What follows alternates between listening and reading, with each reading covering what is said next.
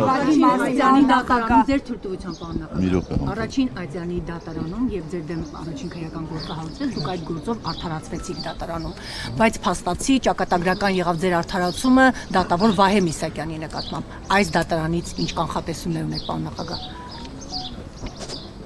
Կանխատեսումներ անել էլ իմ գործը չի, բայց ես հույս ունեմ, որ այս դատարանն էլ մանրամասն կքննի եւ կհամոզվի մեղադրանքի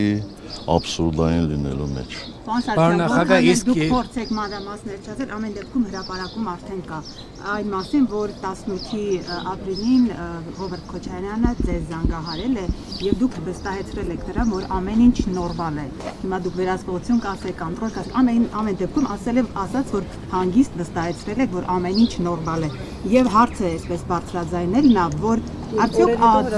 պետական կառույցները ձեզ չեն ասել, ձեզ չեն զգուշացնել, տվյալներ չեն տվել, որ իսկապես երկում այլ իրավիճակ է։ Կամ ճիշտ տվյալներ չեն Գիտեք, կարող է հրապարակը ձեզ համար աստվածաշունչ է,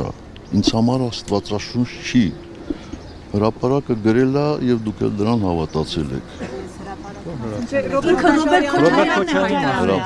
Հրապարակ ասեց, ձայնագրությունը կլսեք։ Լավ։ Ես ձեզ խնդրում եմ 18 թվականի մասով ինձ հարցեր մի ուղղեք, գնացեք եւ դիտեք, եթե չեք դիտել իմ հարցազրույցները 18 թվականի մասին, ժամերով խոսել եմ, դրանից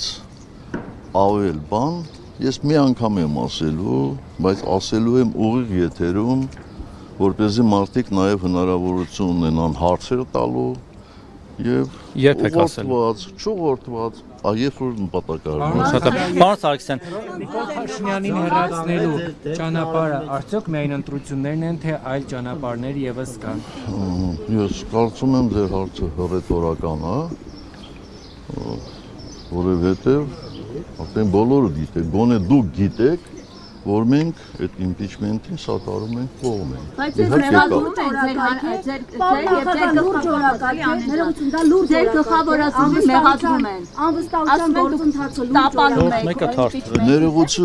Ներողություն, բայց դուք սահմանադրության մեջ գրված հոդվածին անլրջությամբ եք վերաբերվում։ Սահմանադրության, Հայաստանի Հանրապետության սահմանադրության մեջ շատ հստակ գրված է, թե ինչպես կարելի է անվստահություն հայտնել գործող վարչապետին։ Պարոն Սարգսյան, եթե Հայաստան Այսինքն մենք ինչ իրավունքով ենք էլի դա անլրջացնում։ Այսինքն 21 թվականի ընտրություններին գնալու շատ որ հաղթելու ենք, իսկ impeachment անելը անլուրջ է։ Ինչու տեխնատուրը Իրատեսական է, անլուրջ չէ։ Իրատեսական։ Ես ձեզ խնդրում եմ, որտեղ դուք ուղղակի պարտավոր եք էլ այդ քաղաքական process-ների մասին դետալ առ դետալ իմանալ։ Ես ձեզ խնդրում եմ, հանդիպեք նախաձեռնողների հետ եւ մանրամասն ձեզ կբացատրեն, թե որ փուլում են իրանք հարմար գտնում ԿՊԱ-ների հետ բացատրական աշխատանք վարելուն։ Երբ են իրենք ենթադրում այդ փաստաթուղթը մուտքագրելու ազգային ժողով, որպեսզի ներառվի դա օրակարգի մեջ եւ ընդհանրապես process-ը ինչպես են իրենք պատկերացնում։ Տեխնատուրը չեք առաջադրում, ամեն հանրապետական տեխնատուրի այդքան տարիների կուսակցություն լինի։ Մարուկյանի տեխնատուրը մերժում եք դուք։ Պատճառը շատ պարզ է եւ եթե ձեզ թվում է,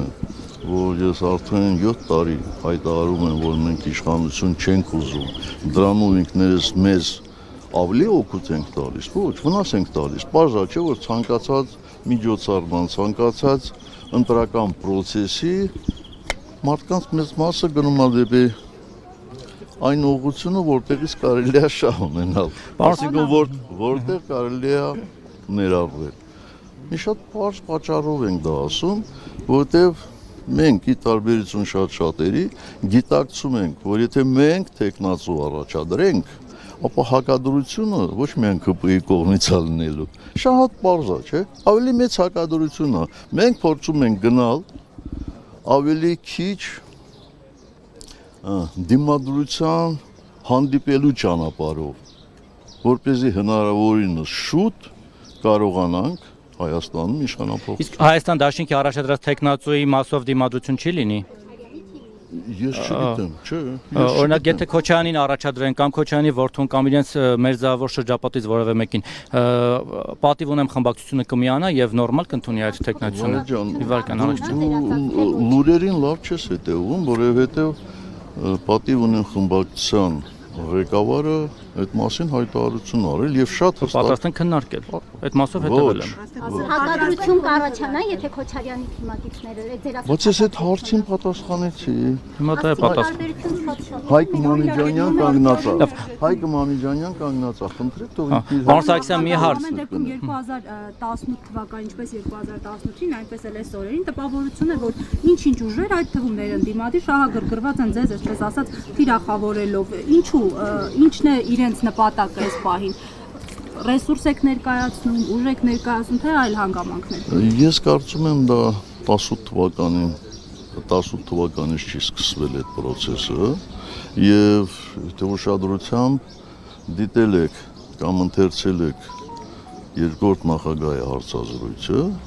ինքը այնտեղ ասում է, որ այդ process-ը գոնե իր կողմից սկսվել է 2008-ից հետո։ Այնպես որ 18-ին ինչ կապ ունի։ Ձեզ թիրախավորելու process-ը։